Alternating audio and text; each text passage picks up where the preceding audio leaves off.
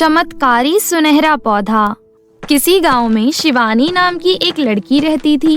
वे अपने माता पिता के साथ एक छोटे से घर में रहती थी। शिवानी के पिता एक फैक्ट्री में मजदूरी का काम करते थे। वो बहुत मेहनत करके अपना घर चलाते थे। वो अपनी बेटी शिवानी से बहुत प्यार करते थे और उसकी हर जरूरत पूरी करने की कोशिश करते थे। लेकिन शिवानी भी कभी ऐसी चीजों की जिद नहीं करती थी जो चीज उसके माता पिता उसको ना दे पाएं। ऐसे ही उन लोगों के दिन बीत रहे थे। एक दिन शिवानी के पिता काम करके घर वापस आ रहे थे। उन्हें रास्ते में एक सुनहरे रंग का पौधा दिखा। ये कैसा पौधा है? ये तो सुनहरे रंग का है। मैंने ऐसा पौधा कभी देखा ही नहीं। एक काम करता हूँ, इसको अपने साथ घर ले जाता हूँ। इतना सोचकर शिवानी के पिता उस पौधे को उठाकर घर ले गए और घर जाकर अपनी बेटी से बोले, बेटी देखो, आज मुझे सुनहरे रंग का पौधा मिला। मैंने ऐसा पौधा कहीं नहीं देखा। क्या तुमने कभी देखा है? पिताजी, आपको ये कहाँ से मिला? ऐसा लग रहा है जैसे ये पौधा सोने का हो। पिताजी, हम एक काम करते हैं, हम इसको अपने घर के बगीचे में लगा देते हैं। शायद इस पौधे से हमें फल मिल जाए। वो दोनों वहाँ पर बात कर ही रहे थे कि तभी उसकी माँ वहाँ पर आ गई। तब शिवानी ने अपनी माँ को सारी बात बताई। ये सुनकर उसकी माँ बोली, हाँ बेटी, तुम सही कह रही हो। अभी जाकर हम इसको अपने बगीचे में लगा देते हैं। मुझे तो लगता है इसका फल इससे बहुत सुंदर होगा और हमारे गांव में ऐसा सुनहरा पौधा किसी के पास भी नहीं है। सब इसे देखने हमारे घर आएंगे। माँ, आज से मैं इस पौधे की देखभाल करूंगी। मैं रोज इसमें पानी डालूंगी। फिर शिवानी और उसके पिता ने मिलकर बगीचे में वो पौधा लगा दिया। उसके बाद से शिवानी रोज उस पौधे में पानी डालने लगी। कुछ दिनों बाद वो पौधा बड़ा हो गया और उस पौधे में कुछ दिनों बाद ही एक सोने की गाजर उगाई। ये देखकर शिवानी के घर वाले बहुत खुश हो गए, लेकिन उन्होंने उस सोने के गाजर को वहीं रख दिया। कुछ दिनों में ही गांव में सोने की गाजर की बात फैल गई। गांव के सभी लोग उस गाजर को देखने आते थे। उनके पड़ोस में सविता नाम की औरत रहती थी। सविता बहुत ही लालची और शैतान औरत थी। एक दिन सविता शिवानी के घर आती है। अरे आंटी, अंदर आइए। कितने दिनों बाद आप हमारे घर आई हैं। हाँ सविता, तुम हमारे घर बहुत दिन बाद आई हो। अंदर आओ, मैं तुम्हारे लिए पानी लेकर आती हूँ। नहीं नहीं, मुझे पानी नहीं चाहिए। मैंने गांव वालों से सुना है कि तुम्हारे घर में सोने की गाजर उगी है। हाँ, पिताजी को एक दिन रास्ते के किनारे एक सुनहरा पौधा मिला था। उसी पौधे से सोने की गाजर उगी है। इतना कहकर शिवानी सविता को अपने घर के बगीचे में लेकर जाती है। वहाँ जाकर सविता ने वो सोने की गाजर देखी तो वो अंदर ही अंदर जलने लगी और बोली, अरे ये एक मामूली गाजर ही है, ये सोने की गाजर नहीं है। इसका रंग ही ऐसा है। मैंने सुना है शहर में ऐसे गाजर बहुत मिलती है। ये गाजर अगर सोने की नहीं होगी तो उसमें हमें कोई दिक्कत नहीं है और हमें इससे पैसे भी नहीं कमाने। ये सुनकर सविता गुस्सा हो गई और वहाँ से चली गई। वो घर जाकर मन ही मन सोचने लगी, इनको एक सोने की गाजर क्या मिल गई। कितने घमंडी हो गए हैं ये लोग। मैं इनके साथ ऐसा कुछ करूँगी जो उनका सारा घमंड खत्म हो जाए। फिर एक दिन सविता रात को शिवानी के घर चुप चुप कर गई और शिवानी के घर के चारों तरफ आग लगा दी। घर में आग लगी देख वो लोग वहाँ से भागने लगे, लेकिन भागते वक्त शिवानी ने वो सोने की गाजर का पेड़ वहाँ से उठा लिया। उस आग से उनका पूरा घर जलकर राख हो गया। वो अपने गांव के पीछे वाले पहाड़ पर रहने लगे। उनके पास रहने के लिए कोई घर नहीं था। एक दिन शिवानी सुनहरी गाजर के साथ बैठी हुई थी। अब मैं क्या करूँगी? हमारे पास रहने के लिए घर भी नहीं है। कितने दिनों तक हम इस पहाड़ पर ही रहेंगे? तभी उस सुनहरे पौधे में से आवाज आती है, मेरे होते हुए ऐसा कुछ नहीं होगा। मैं तुम्हारी मदद जरूर करूँगा। लेकिन तुम बात कैसे कर सकते हो? इतने दिनों से तुमने मेरे से बात नहीं की। मेरे पास जादुई शक्तियाँ हैं। मैं कोई मामूली गाजर नहीं हूँ। एक जादूगर ने मुझे रास्ते में फेंक दिया था। वहाँ से तुम्हारे पिताजी मुझे उठा कर ले आए थे। तुम एक काम करो, जहाँ पर तुम्हारा घर था वहाँ जाकर ये पौधा फिर से लगाओ। फिर देखो क्या होता है। क्या फिर से हम वहाँ पर रह सकती हैं? तुम उतना करो जो मैंने बोला है, फिर देखना तुम्हें वो सब कुछ मिलेगा जो तुम चाहती हो।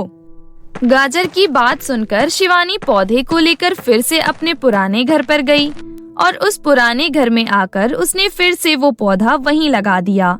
फिर वो गाजर से बोली, जैसा तुमने कहा था मैंने वैसा ही किया, लेकिन यहाँ तो कुछ भी नहीं हुआ। बस तुम थोड़ी देर इंतजार करो, फिर देखो मैं तुम्हारे रहने के लिए कैसा इंतजाम करता हूँ। इतना सुनकर शिवानी थोड़ी देर वहीं रुक गई, लेकिन कुछ देर बाद जो हुआ वो देखकर शिवानी भी चौंक गई। शिवानी ने जहाँ पर वो पौधा लगाया था वहाँ पर एक बड़ा सा गाजर का घर आ जाता है। अब से तुम इस गाजर के घर में ही रहना, इस घर के अंदर तुम्हें किसी भी चीज की कमी नहीं होगी। फिर शिवानी उस गाजर के घर में जाती है। उस घर के अंदर सब कुछ था, वहाँ पर किसी भी चीज की कमी नहीं थी। उस घर में एक अलमारी रखी हुई थी जिसमें पैसे और बहुत सारे सोने के सिक्के रखे हुए थे। अब से ये घर तुम्हारा है, तुम्हें जिस भी चीज की जरूरत हो तुम्हें इस घर से मिल जाएगा। उसके बाद जो सोने की गाजर थी उसको उसने फिर से जमीन में गाड़ दिया। कुछ दिनों बाद वहाँ पर सोने की गाजर का पेड़ उग गया और उसमें बहुत सारे सोने की गाजर उग गई। उसके बाद से शिवानी अपने माता पिता के साथ उस गाजर के घर में हंसी खुशी रहने लगी। मादीपुर गांव में गौरी अपनी बेटी सिंड्रेला के साथ रहती थी। वो लोग बहुत ही गरीब थे। गौरी लोगों के घरों में खाना बनाने का काम किया करती थी, इसी से उसके घर का गुजारा चलता था। गौरी अपनी बेटी सिंड्रेला से बहुत ही ज्यादा प्यार करती थी। बिन बाप की बच्ची को गौरी ने बहुत ही लाड प्यार से पाला था। उसे कभी भी किसी चीज की कोई कमी महसूस नहीं होने दी। उसने सिंड्रेला का दाखिला भी गांव के सबसे अच्छे कॉलेज में करवाया था। सिंड्रेला अपने कॉलेज में बाकी लड़कियों के पास जो चीज देखती, घर आकर वो अपनी माँ से वैसे ही चीजों की डिमांड करती थी। गौरी अपनी बेटी की हर ख्वाहिश पूरी करने की पूरी कोशिश करती थी। एक दिन सिंड्रेला कॉलेज से घर आते ही अपनी माँ से कहती है, माँ, मेरे कॉलेज की सारी लड़कियाँ पिकनिक पर मसूरी जा रही हैं। मुझे भी पिकनिक पर जाना है। माँ, पिकनिक जाने के लिए मुझे 500 रुपए चाहिए। गौरी की साड़ी फटी हुई थी। वो अपनी नई साड़ी खरीदने के लिए पैसे जोड़ रही थी। उसके पास सिर्फ 500 रुपए ही थी, लेकिन वो अपनी बेटी सिंड्रेला की खुशी के लिए उसे वो 500 रुपए भी दे देती है। सिंड्रेला खुशी खुशी उन पैसों को लेकर पिकनिक पर मसूरी चली जाती है और फिर कुछ दिनों बाद वहाँ से वापस आ जाती है। सिंड्रेला के पिकनिक से वापस आने के बाद उनके कॉलेज में फेयरवेल पार्टी होती है। पार्टी में सिंड्रेला के साथ की सारी लड़कियां उसका बहुत मजाक उड़ाती है, क्योंकि सिंड्रेला ने ना तो अच्छे कपड़े पहने थे और ना ही अच्छी सैंडल। अरे सिंड्रेला, कम से कम आज तो नहा धोकर कॉलेज आ जाती। लगता है सोकर उठते ही सीधा कॉलेज आ गई है, या फिर आज तेरी उस गरीब माँ ने तुझे कपड़े नहीं दिलाए। एक एक करके कॉलेज की सभी लड़कियों ने सिंड्रेला का बहुत मजाक उड़ाया। ये सब देख सिंड्रेला बहुत रोती है और वो रोते हुए घर आकर अपनी माँ को कहती है, माँ, आज कॉलेज में सबने मेरा मजाक बनाया क्योंकि मेरे पास अच्छे कपड़े और सैंडल नहीं थे। माँ, क्यों हम इतने गरीब हैं? 2 दिन बाद मेरी दोस्त गरिमा की शादी है। सब उसकी शादी में अच्छे अच्छे सुंदर सुंदर लहंगे और सैंडल पहन कर आएंगे और बहुत सुंदर लगेंगे, लेकिन मेरे पास तो पहनने के लिए कुछ भी नहीं है। माँ, मैं नहीं जानती, आप कहीं से भी मेरे लिए सुंदर सा लहंगा और सैंडल लेकर आओ। मुझे अपनी दोस्त गरिमा की शादी में सबसे सुंदर लगना है। गौरी सिंड्रेला को समझाने की बहुत कोशिश करती है, लेकिन सिंड्रेला उसकी एक नहीं सुनती और उससे लहंगा और सैंडल की मांग करने लगती है। बेटी, हमारे पास जो है उसी में खुश रहना सीखो। अब तुम बड़ी हो गई हो, दूसरों की चीजें देखकर डिमांड करना बंद करो। हम उनकी तरह इतने अमीर नहीं हैं कि जब तुम जो बोलो वो तुम्हारे लिए आ जाए। लेकिन माँ, मेरे पास खुश रहने के लिए आखिर है ही क्या? ये टूटा फूटा छोटा सा घर, फटे पुराने कपड़े, हमें कभी कभी तो भूखा ही सोना पड़ता है। माँ, क्या हम पूरी जिंदगी अपनी ख्वाहिश को मारते फिरेंगे? मैं इन सब में कैसे खुश रह सकती हूँ माँ? सिंड्रेला गौरी से नाराज होकर आंगन में लगे पेड़ के पास चली जाती है। गौरी के पास इतने पैसे नहीं थे जिनसे वो सिंड्रेला के लिए सुंदर लहंगा और सैंडल ला सके। ये देखकर गौरी उदास हो जाती है, क्योंकि इस बार वो अपनी बेटी की ख्वाहिश पूरी नहीं कर सकती थी। वो सिंड्रेला के पास आंगन में जाती है और उससे कहती है, बेटी, मेरे पास बिल्कुल भी पैसे नहीं हैं। तुम थोड़े दिन रुक जाओ, मैं तुम्हारे पसंद का लहंगा और सैंडल दिला दूंगी। ये सब सुनकर भी सिंड्रेला नहीं मानती। वो अभी भी अपनी माँ से नाराज थी। तभी गौरी को सिंड्रेला की पुरानी दोस्त सोनी का ख्याल आता है और वो सिंड्रेला से कहती है, बेटा, तुम अपनी पुरानी दोस्त सोनी के पास जाकर उससे मदद मांगो, वो तुम्हारी मदद जरूर करेगी। सोनी गौरी की पुरानी मालकिन की बेटी थी। गौरी जब सोनी के घर खाना बनाने जाया करती थी तब वो कई बार अपने साथ सिंड्रेला को भी ले जाती थी, जिस बीच सिंड्रेला और सोनी की बहुत ही अच्छी दोस्ती हो गई थी। सिंड्रेला सोनी से मिलने उसके घर जाती है। सोनी सिंड्रेला को देखकर बहुत ही ज्यादा खुश होती है। अरे सिंड्रेला, तुम मेरी दोस्त कितने दिनों बाद आई हो? मुझे तुम्हें देखकर बहुत खुशी हुई। और बताओ कैसी हो? तुम्हें याद है ना, हम बचपन में कितने मजे किया करते थे? वो दोनों पुरानी बातें याद करते हुए आपस में बहुत सारी बातें करती हैं। उसके बाद सिंड्रेला सोनी से कहती है, सोनी, 2 दिन बाद मेरे कॉलेज की दोस्त गरिमा की शादी है। क्या तुम मुझे उसकी शादी में पहनने के लिए अपना एक अच्छा सा लहंगा और सैंडल दे सकती हो? मैं तुमसे वादा करती हूँ, मैं तुम्हें उसे सही सलामत वापस लौटा दूंगी। हाँ हाँ, क्यों नहीं मेरी दोस्त, आखिर हमारी इतनी पुरानी दोस्ती किस काम आएगी। आओ मेरे साथ। ये देखो, इनमें से जो लहंगा और सैंडल तुम्हें पसंद हो तुम वो ले लो। सोनी सिंड्रेला को अपने सारे लहंगे और सैंडल दिखाती है। उनमें से सिंड्रेला को एक चमचमाता सोने जैसा लहंगा और चांदी जैसी चमचमाती सैंडल पसंद आती है।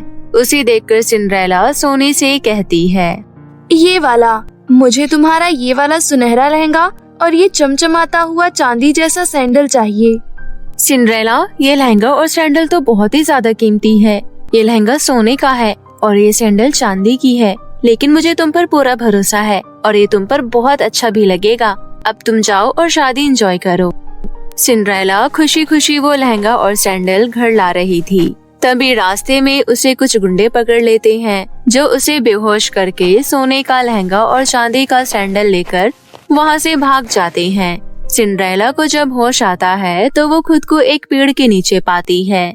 जब वो अपने पास लहंगा और सैंडल नहीं देखती तब वो जोर जोर से रोने लगती है।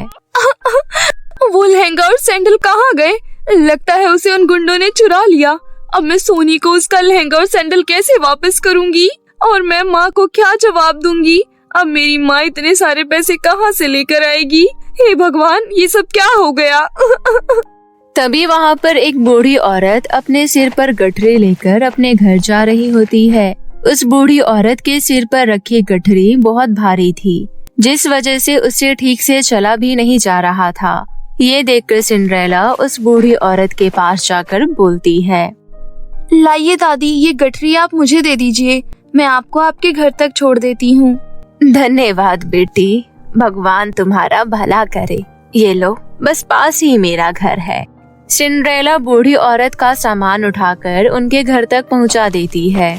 दादी जी, क्या आप यहाँ रहती हैं? हाँ बेटी, मैं यहीं रहती हूँ।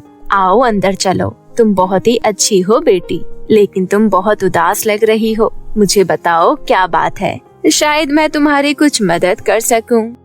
नहीं दादी माँ, आप मेरी मदद नहीं कर पाएंगी, लेकिन फिर भी मैं आपको अपनी परेशानी बता देती हूँ, क्योंकि जब से ये सब हुआ है मुझे कुछ समझ नहीं आ रहा मैं क्या करूँ। उसके बाद सिंड्रेला उस बूढ़ी औरत को अपनी सारी परेशानी बता देती है। सिंड्रेला की बात सुनने के बाद वो बूढ़ी औरत उससे कहती है, तुम यहीं रुको बेटी, मैं अभी आई। और फिर उसके बाद में बूढ़ी औरत सिंड्रेला को एक चमचमाता सोने का लहंगा और चांदी की सैंडल देती है और बोलती है, ये लो बेटी, तुमने मेरी मदद की है, ये उसी का इनाम है। लेकिन दादी, ये तो बहुत कीमती है, मैं इसे आपसे नहीं ले सकती। बूढ़ी औरत के बहुत समझाने के बाद सिंड्रेला उसे लेने के लिए राजी हो जाती है और फिर वो बहुत खुश हो जाती है। लेकिन उसे इस बात का दुख होता है कि उसकी वजह से उसकी दोस्त सोनी का लहंगा और सैंडल चोरी हो गया है। मेरी वजह से मेरी दोस्त सोनी का इतना कीमती लहंगा और सैंडल चोरी हो गया है, इसके बदले मैं उसे यही दे दूंगी। उसके वहाँ से जाने से पहले बूढ़ी औरत सिंड्रेला से कहती है, याद रखना बेटी, ये कोई मामूली लहंगा और सैंडल नहीं है, इसका सही इस्तेमाल करना। उस समय सिंड्रेला को उस बूढ़ी औरत की कोई बात समझ नहीं आती। उसके बाद सिंड्रेला सोने के लहंगे और सैंडल को लेकर अपने घर चली जाती है। घर आकर वो अपनी माँ को सारी बात बताती है। बेटी, तुमने बिल्कुल सही सोचा है, सोने के लहंगे और सैंडल के बदले तुम उसे ये लहंगा और सैंडल दे देना। लेकिन सिंड्रेला को अभी भी इस बात की चिंता होती है कि वो गरिमा की शादी में क्या पहनेगी। उसके पास तो कोई अच्छे कपड़े थे ही नहीं। तभी वो बोलती है, काश मेरे पास भी अच्छे लहंगे और सैंडल होते तो मैं भी अपनी दोस्त की शादी में अच्छी दिखती। सिंड्रेला के इतना बोलते ही उसके सामने एक बहुत ही अच्छा लहंगा और सैंडल आ जाता है। सिंड्रेला को बहुत ही ज्यादा हैरानी होती है। अरे, ये लहंगा और सैंडल यहाँ कैसे आया? माँ, क्या ये आप लेकर आई हो मेरे लिए? सिंड्रेला की माँ घर पर नहीं होती, इसलिए सिंड्रेला को कोई जवाब नहीं मिलता। नया लहंगा और सैंडल देखकर सिंड्रेला बहुत खुश हो जाती है। 2 दिन बाद सिंड्रेला की दोस्त गरिमा की शादी में वो उसी लहंगे और सैंडल को पहनकर जाती है। उसके कपड़ों और सैंडल को देखकर उसके कॉलेज की सारी लड़कियां उससे पूछती है, अरे वाह सिंड्रेला, तुम्हारा लहंगा और सैंडल तो बहुत ही अच्छे हैं। हाँ सिंड्रेला, आज तो तुम बहुत सुंदर लग रही हो। ये सब सुनकर सिंड्रेला को बहुत ही अच्छा लगता है। सिंड्रेला के दोस्त गरिमा की शादी खत्म हो जाने के बाद सिंड्रेला जब अपने घर आती है तब वो देखती है कि उसकी माँ की तबीयत बहुत ही ज्यादा खराब है। काश मेरी माँ को इतनी मेहनत करने की जरूरत ना होती। काश हमारे पास भी अच्छा घर होता, जिस घर में किसी चीज की कोई कमी नहीं होती। उस घर में मैं और मेरी माँ बहुत आराम से रहते। सिंड्रेला के इतना बोलते ही उसका टूटा फूटा मकान एक बहुत ही सुंदर घर में बदल जाता है। ये सब देखकर सिंड्रेला और उसकी माँ को बहुत ही ज्यादा हैरानी होती है। तभी अचानक सिंड्रेला को उस बूढ़ी औरत की बात याद आ जाती है और वो अपनी माँ को बताती है। माँ, आपको पता है ये लहंगा और सैंडल जादुई है। मैंने उसके सामने जो कुछ भी कहा वो सब सच हुआ है। रुको, मैं अभी आपको दिखाती हूँ।